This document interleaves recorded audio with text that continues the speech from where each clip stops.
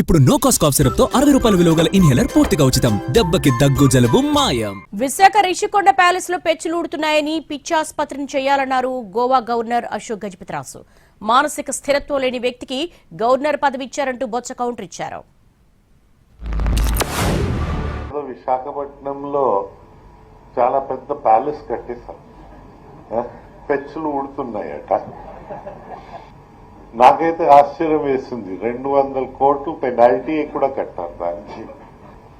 నాలాంటి మనుషులు ఏమనుకునేవారంటే 600-700 కోట్ల రూపాయలు ఖర్చు అవుతే మన ఉత్తర కోస్తా జిల్లా సుజల స్రవంతి పూర్తయిపోయేది.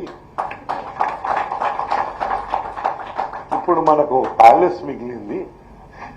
ఏం చెయ్యాలని ప్రభుత్వమో ఏదో ప్రజా అభిప్రాయాన్ని కనుక్కోవడానికి ప్రయత్నిస్తున్నారు.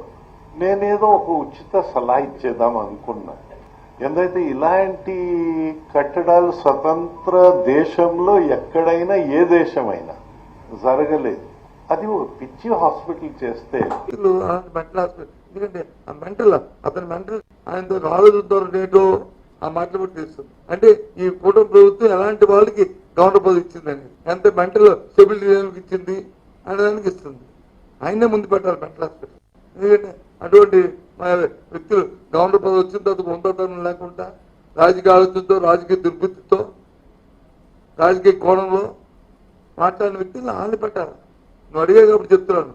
నాకు బాధ అనిపించింది కానీ సరేలే అని వదిలేను. కానీ నువ్వు అడిగా కాబట్టి చెప్పకపోతే మళ్ళీ ఏదో 6 రాజు గారు కదా మ్యాచ్ వచ్చింది అనుకుంటారు.